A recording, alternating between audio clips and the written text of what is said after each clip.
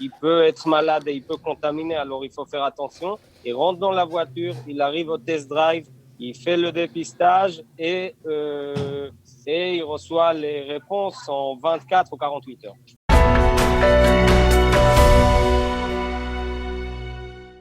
Bonjour Ilan Klein. Bonjour Ilan. Alors vous nous parlez du centre de crise de Magen David Adom.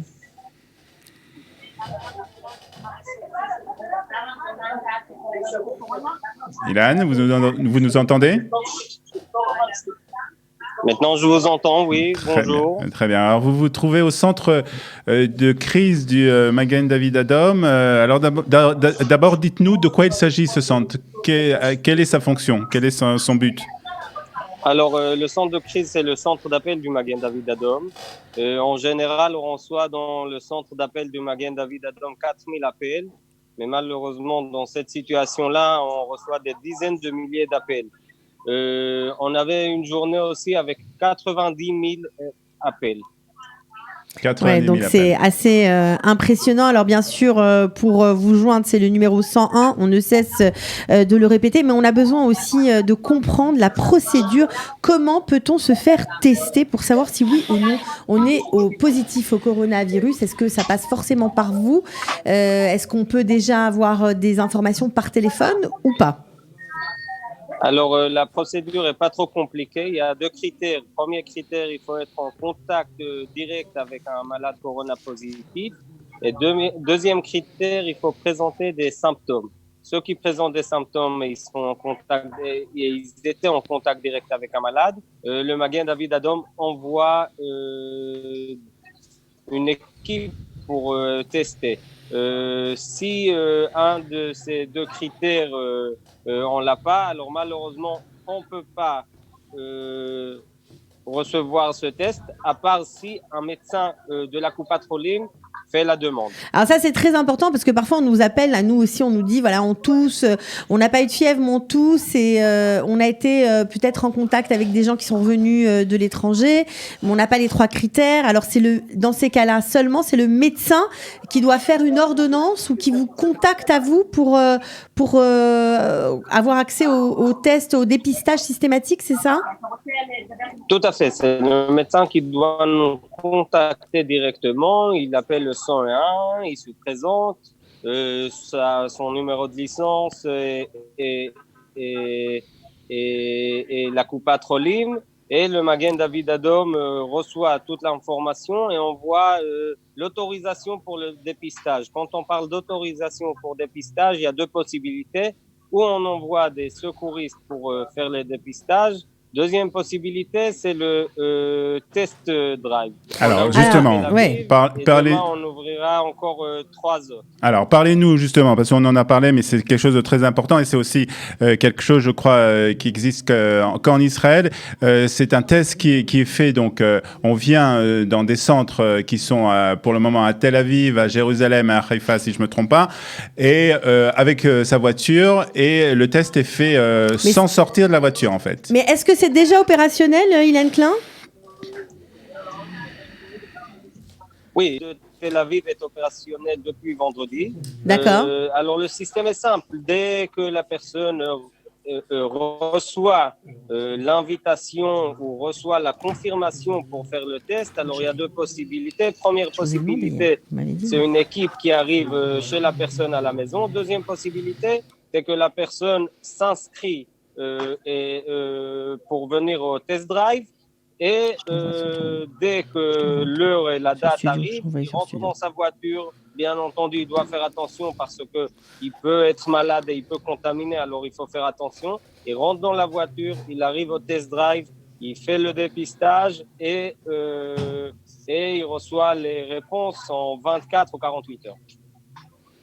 Très bien. Alors donc, très rapide. C'est très rapide et on parle aussi de Petar Tikva, on parle de Haïfa, donc ça va être opérationnel quand ? Jérusalem aussi, c'est pour quand, pour ces villes-là ? Jérusalem, Beersheva et Haïfa seront opérationnels cette semaine. Bien entendu, nous on attend l'accord du ministère de la Santé pour commencer à à travailler, mais Tel Aviv est déjà opérationnel depuis vendredi. Alors, une fois qu'on est testé dans sa voiture, on va dire que c'est déjà opérationnel, aussi dans d'autres villes. Qu'est-ce qu'on fait si, par exemple, on est testé positif ? Ok, quand on est testé positif, il faut comprendre que c'est une situation très importante. C'est une situation assez compliquée. Les personnes positives peuvent contaminer. Et il faut faire très attention parce que dans des épidémies comme celle-là, et le coronavirus, le Covid-19, contamine beaucoup. Alors, ce qu'il faut faire dès qu'on comprend qu'on est contaminé, positif, il faut rentrer dans une chambre et s'enfermer. C'est tout. S'enfermer, les gens doivent nous préparer à manger. Il ne faut pas sortir de la chambre.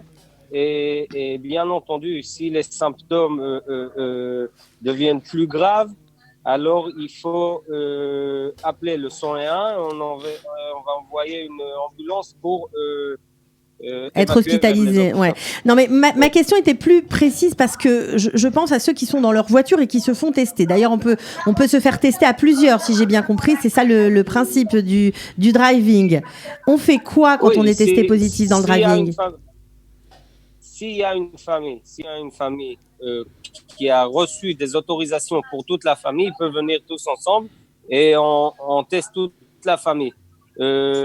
On a vu aujourd'hui des personnes qui sont venues, une personne avec son autorisation, son code barre et les autres sans. On va pouvoir tester que les personnes avec le code barre. Et dès qu'on teste, alors en 24 heures, il y a les réponses. Les personnes sont déjà à la maison et ils doivent s'enfermer dès que les réponses sont positives. D'accord, tout ça arrive par téléphone, par SMS, par WhatsApp, c'est ça ? Oui, c'est le ministère de la Santé et les Coupot-Rolim qui donnent les réponses. Nous, au Magen David Adom, on commence du premier niveau, le téléphone de la personne, jusqu'au dépistage. Après le dépistage des laboratoires, etc., tout ça, c'est le ministère de la Santé avec les Coupot-Rolim. Quelle est l'importance ? Est-ce que vous pouvez nous reparler, nous rappeler l'importance justement de faire ces tests de dépistage ? Est-ce que ces tests se sont avérés très importants aussi dans d'autres pays ? Il faut comprendre que les tests de dépistage, c'est plus pour les autorités, pour savoir combien de malades il y a et pour pouvoir hospitaliser les malades et pour pouvoir, bien entendu, faire les enquêtes épidémiologiques pour mettre en confinement tous ceux qui étaient en contact avec les malades.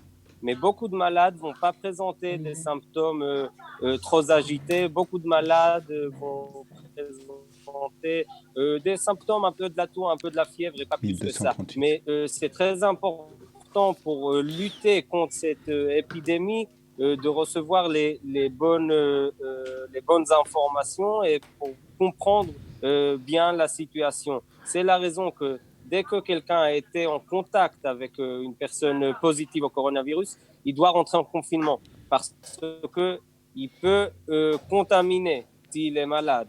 Et bien entendu, s'il présente les symptômes, alors nous, le Magen David Adom, on vient chez lui pour tester.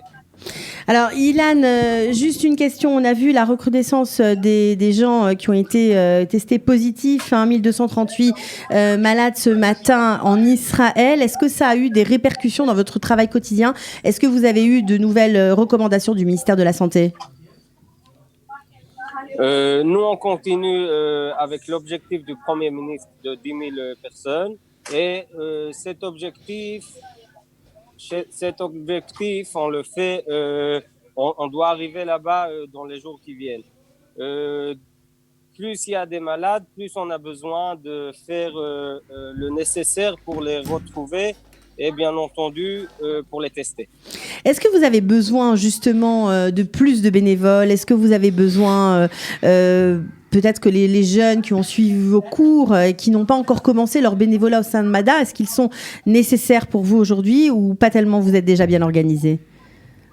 Le Magen David Adom travaille avec 25 000 bénévoles. Le Magen David Adom a aussi 2000 salariés. On renforce tout ce qu'on peut et bien entendu les gens qui sont en pleine formation continuent et rentrent dans le système. les gens qui n'ont pas encore commencé leur formation. Alors, malheureusement, on n'a pas le temps maintenant pour les former comme il faut. On a besoin le soutien de la population, premièrement, pour rentrer en confinement dès qu'ils étaient en contact avec des personnes malades, parce que sinon ça double, ça triple le nombre de malades. Ça, c'est premièrement. Et deuxièmement, bien entendu, le soutien de tout le monde, parce que nous, on essaie de penser dans 2-3 semaines, on veut renforcer ce système pour pouvoir réagir avec nos premiers intervenants dans les maisons. Ça veut dire qu'il y aura des centaines de milliers de personnes en confinement et nous, on va devoir arriver à donner les soins, pas pour la corona, les soins du quotidien. Alors, c'est la raison qu'on renforce maintenant notre système de premiers intervenants. Elle travaille donc vraiment 24 heures sur 24 hein, pour Magen David Adom, qui sont, comme j'ai dit, vraiment en première ligne dans cette crise. En tout cas, bravo pour votre travail. Merci beaucoup. Voilà, on espère que vous arriverez à tester beaucoup de monde et que tout le monde restera bien sûr respectueux des directives et respectueux de ce confinement. Merci Ilan Klein, bon courage.